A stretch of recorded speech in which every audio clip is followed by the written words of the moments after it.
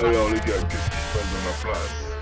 Bon, alors, si je résume bien la situation terrestre, il y a donc ces putains derrière qui ont cours, alors que c'est eux qui attendent qu'on soit l'esprit tranquille pour nous protéger, mais comme on ne veut pas se faire par ces bestioles, alors on s'invente une course folle dans la société, même plus folle que la faux folle des temps. Elle-même. On connaît déjà. C'est quoi? Zut. Nous sommes à l'antenne, Filament. Ah. Toi-même. Bon. Chers auditeurs lecteurs, le trajet dont nous parlons donc est un trajet en soi. Ounou est donc le premier à avoir fait le nadé, c'est-à-dire le trajet en faisant sa signature. Il a donc donné accès à l'énergie du matra, qui est l'énergie d'accueillir l'esprit en soi. Nous l'avons vu pratiquer pendant sa signature. Lorsqu'il l'a effectué, il a dit arbre, et il s'est envoyé lui-même à l'arbre Mikazo comme s'il était l'une de ses branches. Ao est le lutin qui voyage à l'oreille de Ounou. Nous avons assisté à ce moment à l'effet du tit-tit-tit-tilit. Ce trajet est un trajet interne avec comme destination la compréhension de la lumière en soi. Ounou est donc au cœur de ce trajet car son avatar c'est Loan, signifiant lumière en celte. Il apparaît ici dans la dimension des enfants perdus dans le désert sous la forme du premier enfant à avoir atteint l'âge de 10 ans. Les autres s'arrêtent à 9 et redeviennent des enfants de 1 an ensuite. Ces enfants sont donc en réalité éternels. Ils sont ici à l'oasis de ce désert infini comme à la lisière des mondes. Ah, justement, il y a Ao, le lutin, qui se met à communiquer à l'instant avec nous. Nous allons, je pense, bientôt l'écouter parler. Et oui. Oh, ils sont comme une antenne dans l'univers, chers auditeurs-lecteurs. B2 m'indique que Ao communique ainsi avec IA, provenant, elle, de l'arbre Mamou, avec Isha en fœtus à l'intérieur. On dirait qu'elle parle à son frère, qui va, je pense, nous en dire plus maintenant parce que moi, j'y comprends rien. C'est codé leur truc. Alors rappelons Filament pendant leur communication codée que Ounou est chargé de la production de l'émission de la radio Eden Rock. C'est lui qui sélectionne les lutins partant à la conquête de leur avatar terrien.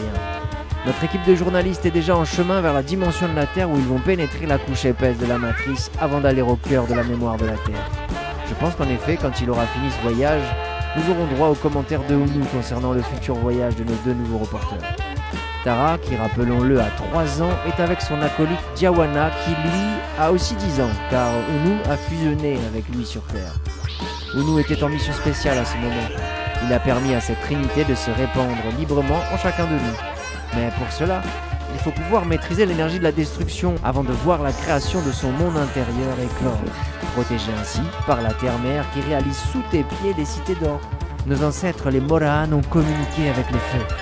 Les souvenirs de cette dimension adviennent. C'est eux qui ont fait de nous des êtres de lumière fonctionnant comme le soleil lui-même. Soit ils réchauffent et éclairent notre conscience, soit ils nous brûlent si nous ne sommes pas prêts à se laisser happer par notre propre personnage.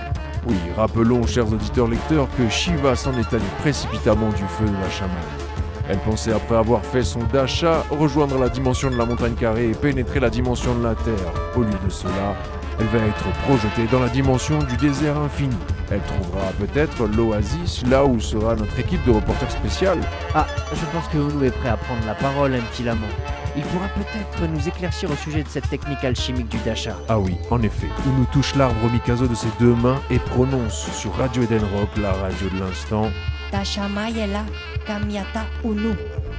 Anchikua Minchua. Ounou se dirige sur le rocher Sen et s'adresse empruntant l'accent des Moran. Il s'adresse autant à la dimension des lutins que celle des ailes de Rodor, mais aussi à vous, auditeurs de cette radio. La classe, le gamin. Radio Eden Rock. Radio Eden Rock. La radio de l'instant. Nous voici donc, chers auditeurs, au cœur d'un voyage épique. Isha, ma sœur, s'apprête à naître sur Terre. Tara et Diawana vont être leurs parents là-bas. Ce qui est bien, c'est que les lutins ont déjà rencontré leur avatar terrestre Tracy et Ludovic.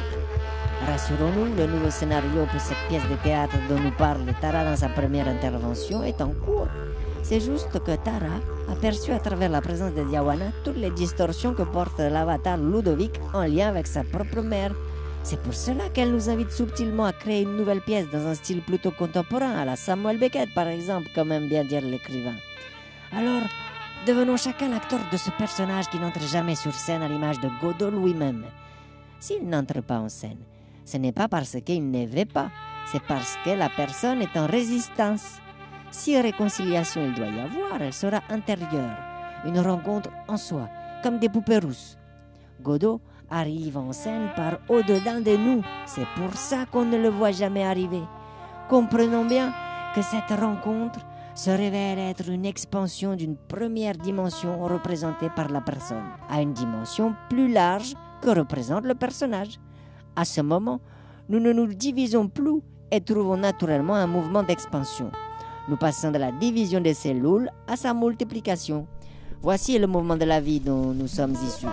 Le personnage devient la personne de nouveau et continue son trajet d'expansion en rencontrant d'autres personnages sculptant ce grand personnage indéfinissable et pas très stable, et pourtant si constant dans son expansion. C'est alors que se crée dans le soi le personnage respectif de chaque personne.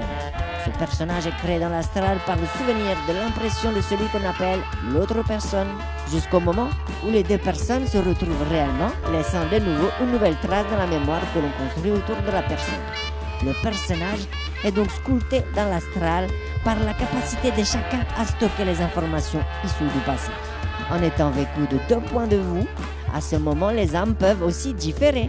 S'il y a à ce moment un désaccord, la conscience est comme divisée, comme par exemple l'histoire sans fin de la relation distordue d'un fils avec sa mère. S'il y a cohérence, alors naît l'harmonie à travers une situation dans la matière, créant ainsi la matérialisation du personnage mystérieux. Voilà, c'est ça le Dasha. Merci Ounou pour cet éclaircissement. Je comprends pas. Et alors, parlez-nous aussi de Shiva et de son rapport à la destruction. Shiva a trouvé une porte d'entrée grâce à une fée nommée Lilifée, qui a trouvé refuge dans le cockpit du camion 3N4D. Ah bon? Et alors, que devons-nous faire? Nous n'avons pas de bombes anti-fée ici dans le camion. Ne prenez pas peur, Filament. Rassurez-vous, je vais lui parler. Cela fait partie du plan. Veuillez me mettre sur On en studio. Elle m'entendra parler, va bene. E come si fosse già fatto, maestro Ounou, nous sommes sur Radio Eden Rock, la radio de l'instant. Radio Eden Rock. Eden Rock. Ma chère Lilifée, je te parle de la coutume de morale, c'est-à-dire libre de mes deux mains. Je suis dans les branches de l'arbre Mikazo et je dois m'assurer de ma stabilité. D'ici, j'observe tous les instants de l'intérieur de l'arbre. Et oui, je suis aussi avec Nissi. Pour ton avatar terrestre, c'est juste une peluche, mais pour moi, c'est un vrai singe dans ma dimension. Nissi et moi faisons équipe. Ici, on est comme dans une tour de contrôle pour driver ton voyage vers Ilanta. Tu t'apprêtes à faire ce grand voyage dans le célèbre vaisseau T3. C'est un vaisseau éthérique avec un potentiel ilantatif très élevé. La polarité yin-yang est maîtrisée. C'est grâce à Maître Wanaijan et Filament qui ont su le piloter dans leur voyage au centre de la Terre. Ils ont fait naître le dragon d'or qui a pris cher autour du camion et sont revenus à la surface avec la carte du processus alchimique. Diawana du dragon d'or rapporta l'élixir de son voyage en faisant le signe du pouce et de l'index joint à Tara. Ils ont fait naître comme ça Iao, l'entité de la source. C'est Isha et moi, ou nous, qui gouvernons ici aux arbres Mamu et Mikazo. Sur Terre, Wanai a réussi par sa prouesse d'artiste à passer à travers les filets de la matrice pilotés autrefois par l'agent Eldordor, Eya. Son avatar n'était pas prête à recevoir l'intensité de l'énergie de Jaita le loup à ses côtés. Elle s'est faite donc ravaler par la matrice en décidant de prendre mon avatar Loan en otage pour ne pas être seule dans l'obscurité. Elle a voulu garder cette lumière de connaissance avec l'avatar Loan, qui signifie lumière. Elle a peut-être oublié que c'est chacun qui marche avec sa lanterne. Bref, Eya s'est fait donc figée dans la matrice. Mais grâce à la magie de ta venue intrusive dans le vaisseau, tu réalises à ton insu une prouesse.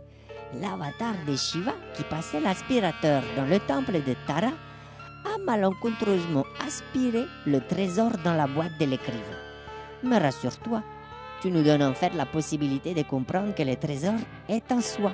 C'est comme ça que l'on passe de la matrice 2.0, qui est en fait la résultante de notre réalité intérieure. Tu pourras donc leur restituer toi-même leurs lunettes de dragonnier quand tu les verras à l'oasis d'Ilanta. Ces lunettes permettent d'avoir la même vision que leurs dragons pour naviguer avec eux et voir toutes les dimensions apparentes durant le voyage.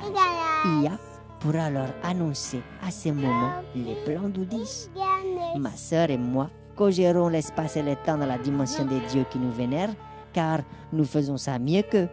Ia est venu me dire qu'il y avait un potentiel libre pour faire le voyage de retour de cette lumière à travers le trajet d'évolution de conscience. Comme tu as côtoyé la même fréquence basse de la matrice que Ia, gaspillant ce potentiel pris à Diawana, tu vas tenter de retrouver de toi-même ce potentiel durant ton voyage sur Terre. C'est ainsi que tu pourras, comme Wanai, garder intacte l'information des Trinités dans ton cœur et offrir à Tarai Diawana le récit de ton expérience quand tu seras prête. Lorsque tu te poseras à l'oasis d'Ilanta, l'espace et le temps sont copilotés par Tarai Diawana qui sont en réalité dans le temple d'Isha la maîtresse. Dans cette dimension, Isha est encore sous la forme d'un dinosaure parce qu'elle va bientôt entrer dans le monde de la matière. Elle garde au chaud l'énergie de la Trinité en elle. À leur stade, l'énergie néfaste est devenue une vertu grâce à l'alchimie. Il se trouve que sur le camion est dessiné l'homme à tête de chien lourd représentant l'énergie de Jaita, prisonnier de la matrice par sa montre poignée et ses chaussures aux pieds. Voilà ce qui est infligé au personnage du loup, censé représenter l'esprit sauvage et brut de la forêt. Il se trouve que pour le libérer de cette contradiction, il a fallu trouver une trinité sachant piloter le personnage de l'intérieur. C'est pour cela que Ludovic, l'écrivain, a repris vie au sein de Diawana et Wanaijan pour de nouveau maîtriser l'énergie de Jaita. Par polarité avec le dessin, Jaita s'est donc logé par nécessité dans le corps de Diawana. C'est lui maintenant qui pilote le dragon d'or. Un filament qui est aussi à l'intérieur du dragon va bientôt procéder à la mise en ligne de l'avatar de Shiva, qui elle est dissimulée dans tes ailes, Lilifé. Tu seras transformé en dragon violet et Shiva pourra redevenir une enfant Eldorado. Mais prenez garde, ce dragon n'est pas stable. Il apparaît et disparaît comme bon lui semble à travers le temps et l'espace. Alors, Giofinutri comme on dit, Ilanta s'ouvre sous nos pieds, alors soyons prêts à recevoir son intensité. Il y a une énergie qui se dégage. Merci Ounou de marcher avec ta lanterne. Tu éclaires si bien le chemin de l'illusion. Quel magicien extraordinaire. Vous êtes sur Radio Eden Rock, la radio de l'instant. Radio Eden Rock. Radio Eden Rock. Radio Eden Rock. La radio de l'instant. Radio Eden Rock.